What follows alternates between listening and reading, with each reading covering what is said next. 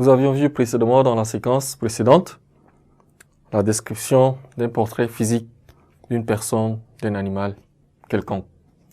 Dans cette séquence, nous parlerons un tout petit peu de l'exercice pour nous permettre de nous exercer pour savoir si nous avions pu maîtriser la séquence précédente.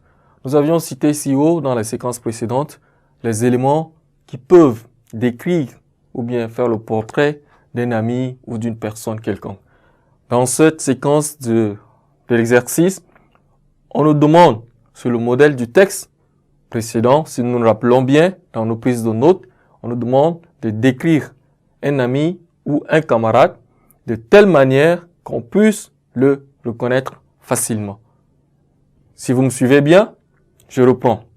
Sur le modèle du texte décrit, un ami ou un camarade de telle manière qu'on puisse le reconnaître facilement. Si on vous pose la question de décrire, par exemple, Monsieur X, ou bien de décrire, ou bien de faire le portrait de Monsieur Ali ou bien Madame Mariam, comment vous allez vous prendre? Est-ce que Madame Mariam s'habille avec les robes simples, s'habille en pantalon, ou bien elle porte les chemises, ou bien comment elle se chausse, comment elle est de grande taille, ainsi de suite. Ce sont les éléments que vous pourriez utiliser pour pouvoir décrire un ami ou un camarade à une personne pour qu'on puisse le remarquer facilement pour une première fois.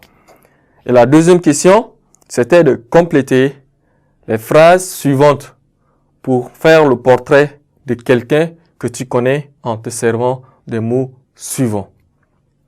Nous avions ces mots qui sont là au tableau. Grande taille, longs cheveux noirs, chemise simple, allure fière. Je reprends encore pour une bonne audition si vous me suivez et que vous êtes ensemble avec nous dans cette séquence. La deuxième question, on nous demande de compléter les phrases suivantes pour faire le portrait de quelqu'un que tu connais en te servant des mots suivants. Nous avions grande taille,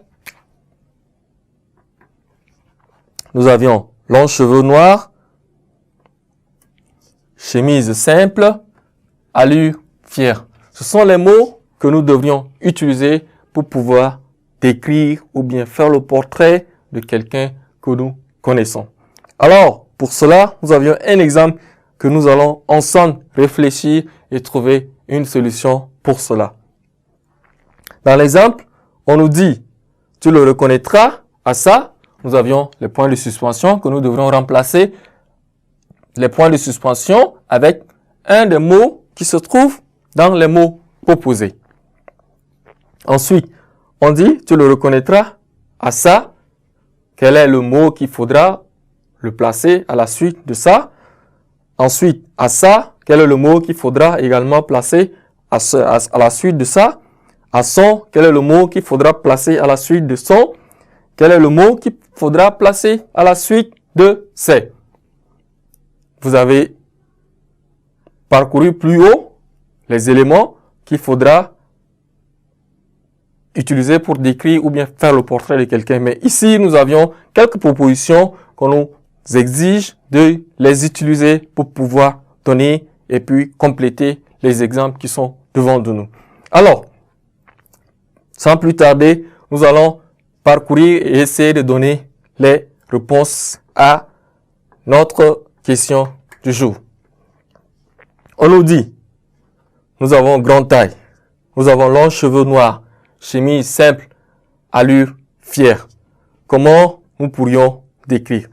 Tu le reconnaîtras à sa quoi? Est-ce que c'est à sa allure ou bien à sa chemise, à ses cheveux noirs, à ses grandes tailles? Ça dépendra de nous. Quel est le mot qu'on pourra utiliser pour mieux placer? Alors nous pourrions dire, tu le reconnaîtras à sa grande taille. Grande taille.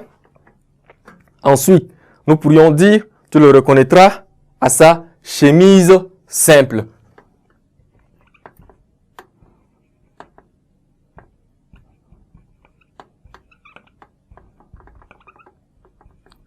Chemise simple. Ensuite, nous pourrions dire, tu le reconnaîtras à son allure fière.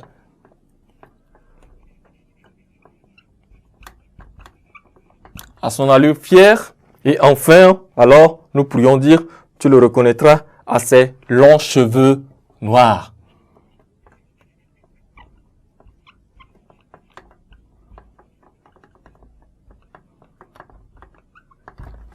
Ainsi donc, chers élèves, nous avions eu les éléments qui nous permettent de pouvoir décrire le portrait d'une personne que nous connaissons à quelqu'un.